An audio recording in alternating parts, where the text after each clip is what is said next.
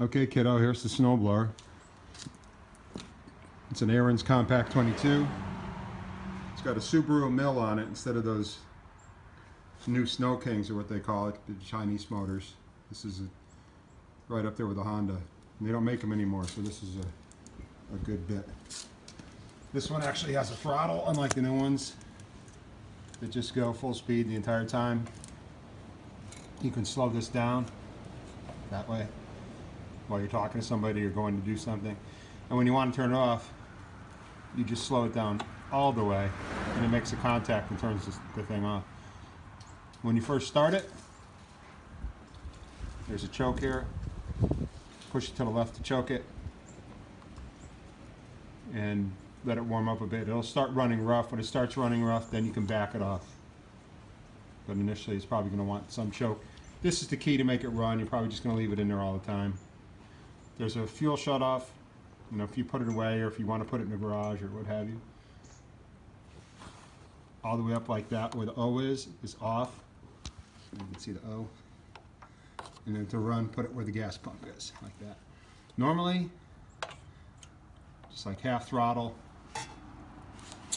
maybe a couple squirts of the primer bulb, and then you can give it a pull. It's got good compression. This thing starts right up one pull.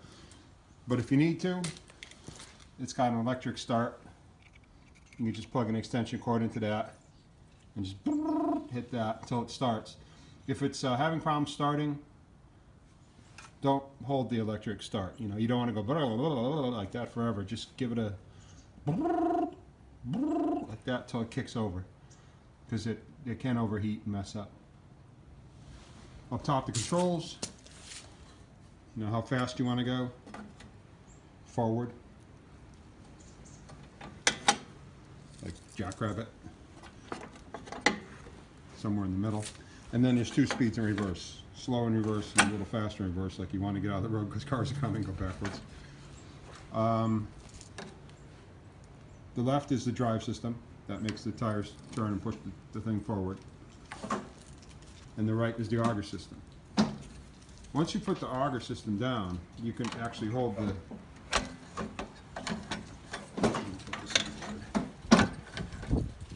just put the drive system down and it holds the auger lever, so you can use one hand to turn the crank if you want to shoot the snow in the correct direction, which would be, if you're picking up rocks, don't shoot it towards the picture window, that kind of thing. Up front, might be a little dark here, but there's shear pins.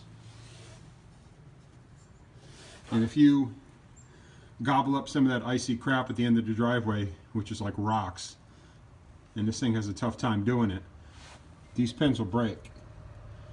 And then you have to put a new pin through the hole and secure it.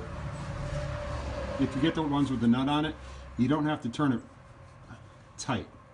You know, it's not a fastener like on a lug nut and wheel. You're just going to turn it till it just barely touches the metal. Just turn the nut so that it just even is a little loose, because they're not going to come off. You don't want to turn it down tight. That's important. You don't do that. These ones actually have clips instead of a nut. This one looks like somebody put a little cotter pin in it to keep it on there. But the replacements may have nuts or they may not. And then there's some grease fittings. I'm going to put some grease in there to keep the shaft that spins separate from the axle that's inside it. You don't want that to bind up, or if they come to service it, they'll never get it off. And if you do get too much ice and snow in there, there's a little shovel on top to get it out of there. You know, if it doesn't want to push snow, don't try to make it do it, because the belts will burn out. If it stops spinning and nothing's coming out of that chute, let go of the auger and then turn it off and clean the snow out of it. And your gas tanks here.